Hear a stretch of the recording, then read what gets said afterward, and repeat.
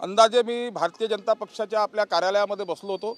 अंदाजे 6:20 वेळेस TV9 या मराठी वृत्तवाहिनीवर मी बातम्या बघित होतो, तेव्हा अतुल लोंढे नावाचे भारतीय राष्ट्रीय काँग्रेसचे प्रवक्ते हे गरळ ओरकत होते आणि खोटा प्रचार माननीय मुख्यमंत्री साहेबांच्या विरोधात एकदम खोटा प्रचार करत होते, खोटा बदनामीकारक मजकूर ते देत होते।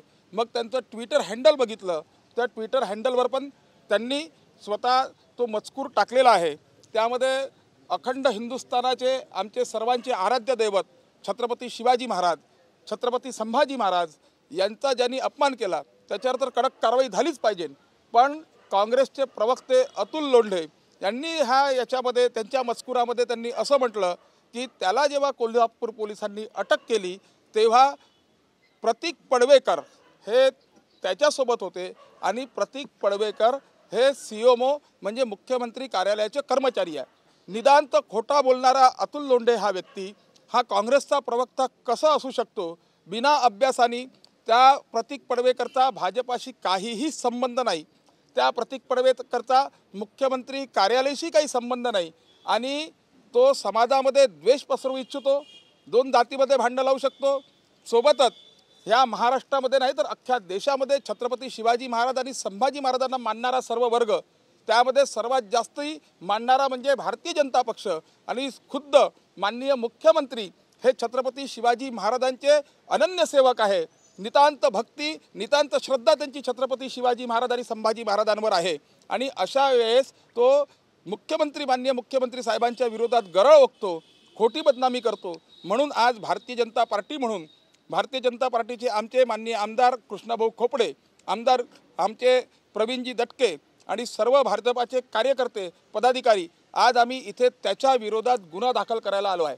भारतीय न्याय संहिता 501 म्हणजे बदनामीकारक करणे, मोठ्या माणसाची खोटी बदनामी करणे।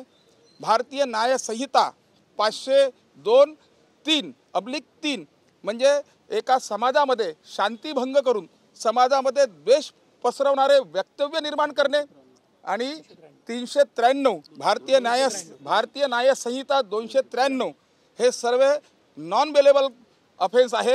हे सर्व ऑफेन्स आम्ही त्यांच्यावर दाखल केलेले आहेत, दाखल करण्यासाठी इथे आलेलो आहेत।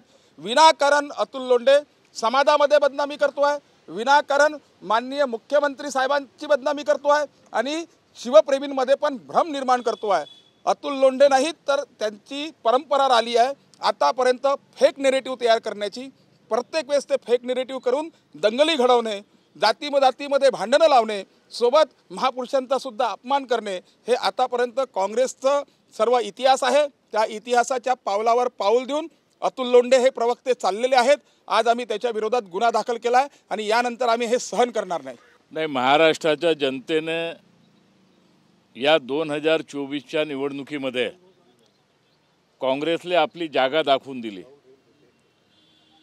आणि या प्रवक्त्याचे नेते नाना पटोले सुद्धा 208 मतांनी निवडून आले आणि या काँग्रेसची इज्जत या राज्यामध्ये किती आहे हे जनतेने दाखवून दिला आणि म्हणून सगळ्याचे स्वप्न भंग झाले।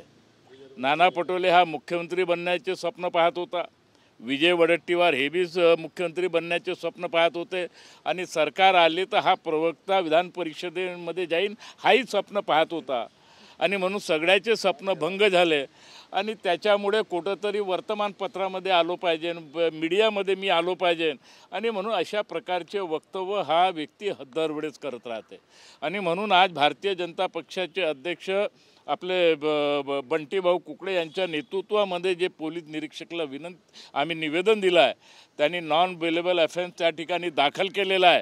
आम्ही पोलीस निरीक्षकाला आम्ही चेतावणी आज देतो का नॉन बेलेबल या ठिकाणी गुन्हा दाखल झालेला आहे, तुम्ही 24 तासाच्या आतमध्ये त्याला कोणत्याही परिस्थितीमध्ये अरेस्ट करा, नाही तर आम्ही बी भरपूर काही करू शकतो, आम्ही बी भरपूर काही बोलू शकतो आणि म्हणून अशा व्यक्तीला कुठंतरी सबक शिकवण्याची आवश्यकता आहे। हेच आजच्या या FIRच्या माध्यमातून मी आपल्याला सांगतो।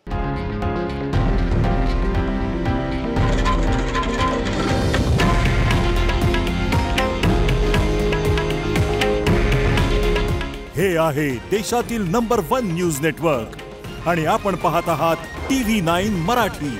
काळजी तुमची, हित महाराष्ट्राचं.